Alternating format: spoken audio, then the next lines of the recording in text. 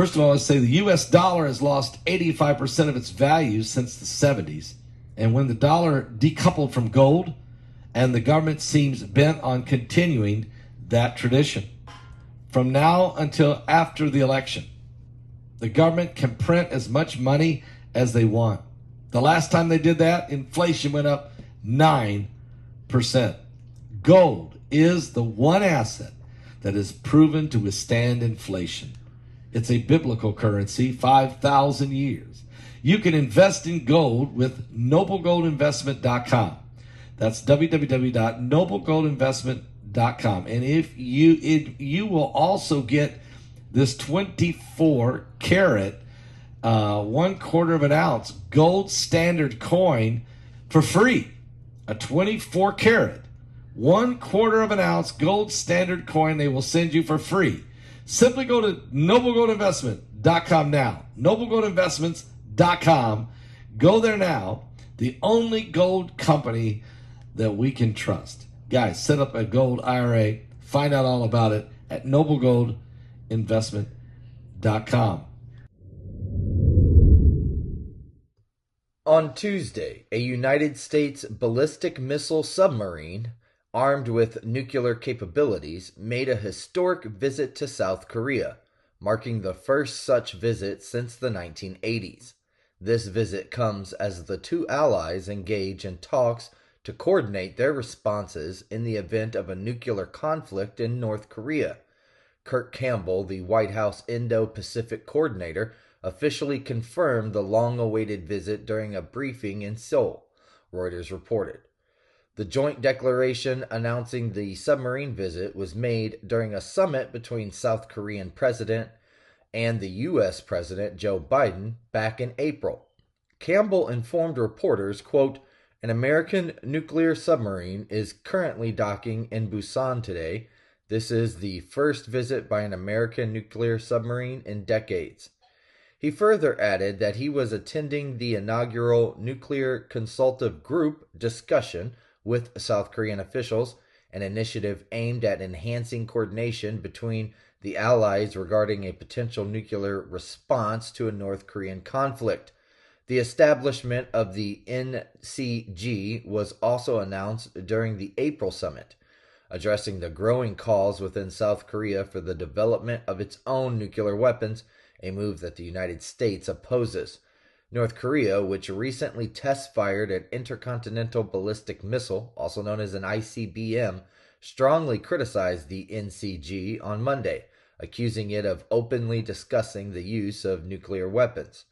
The North Korean regime also warned against Allied plans to increase displays of military force, including the submarine visit. While the specific submarine was not disclosed by Campbell, he emphasized that its visit exemplifies the United States' unwavering commitment to South Korea's defense.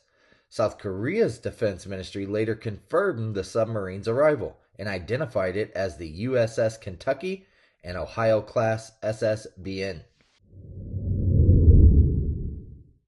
House Republicans are currently engaged in a debate over whether to shift their impeachment efforts towards Attorney General Merrick Garland. This development came after Speaker Kevin McCarthy unexpectedly suggested initiating an inquiry against Garland, catching some members off guard. Previously, much of the Republican Party's impeachment discussions had focused on other officials in the Biden administration, The Hill reported. Now, throughout this year, the GOP has primarily concentrated on political impeachments of Homeland Security Secretary Alejandro Mayorkas or President Biden. McCarthy, in particular, has consistently urged caution and deliberate action within the conference. However, when it comes to Garland, who leads an agency often criticized by the GOP, McCarthy has displayed a more energetic stance. Notably, other Republican members who have been more enthusiastic about impeachment have not frequently cited Garland as a target. McCarthy initially broached the subject in a tweet last month, highlighting the testimony of an IRS whistleblower who alleged mismanagement in the investigation into Hunter Biden. McCarthy suggested that this testimony could serve as a significant component of a broader impeachment inquiry. The idea of focusing impeachment efforts on Attorney General Merrick Garland has sparked deliberations within the House Republican ranks. According to the National Park Service, there has been another incident of a visitor being injured in a bison attack at a U.S. national park, marking the second such occurrence in less than a week. In this recent incident, a woman from Minnesota who was visiting Theodore Roosevelt National Park in North Dakota was hospitalized in stable condition after a bison severely injured her at Painted Canyon Trailhead on Saturday morning. The National Park Service released a statement on Tuesday, providing details of the incident, USA Today has reported.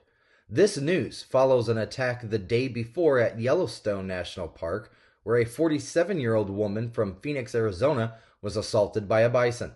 While walking with another person, they encountered two bison. As they tried to move away from the animals, one of the bison charged at her. The woman suffered significant injuries to her chest and stomach. Medical personnel and park officials provided initial treatment on site in North Dakota until an ambulance arrived to transport her to a local area hospital. The woman is currently in recovery, but she sustained severe injuries to her stomach and foot. Park officials are actively investigating the cause of these attacks.